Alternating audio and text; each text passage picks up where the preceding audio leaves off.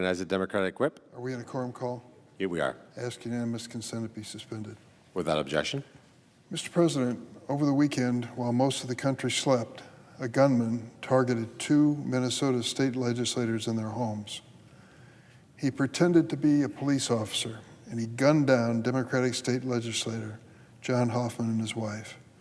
Fortunately, they survived and are recovering from surgery and reportedly in stable condition. We pray for State Senator Hoffman and his wife's full recovery. Then the gunman attacked another Democratic state legislator with over 20 years of service, Minnesota Speaker Emerita Melissa Hortman and her husband Mark. She and her husband leave behind 2 children. These killings are not only horrifying for Minnesota, but a tragedy for America.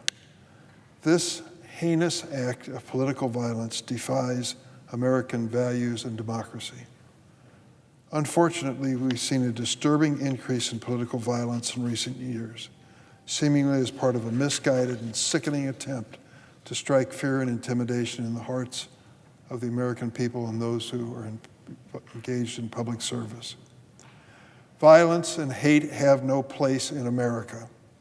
Leaders on both sides of the aisle must speak out and condemn these violent acts.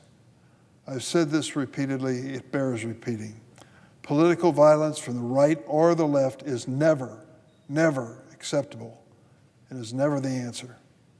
We must condemn these violent acts when they happen, but we also must speak out against the radical language we see online and even language coming from our colleagues.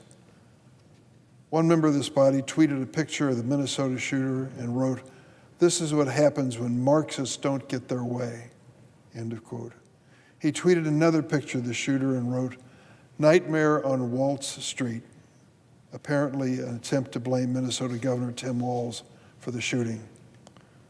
Another one of my colleagues from the other side of the aisle tweeted around the shooting, quote, "The degree to which the extreme left has become radical, violent, and intolerant is stunning and terrifying." To attempt to politicize this tragedy is absolutely unacceptable. This rhetoric from elected officials is beyond dangerous and incites even more violence. It is reprehensible and it must be called out on both sides of the aisle, because in the land of the free and the home of the brave, everyone should feel expressing their political views, and we must never do so in a way that condones violence or intimidation.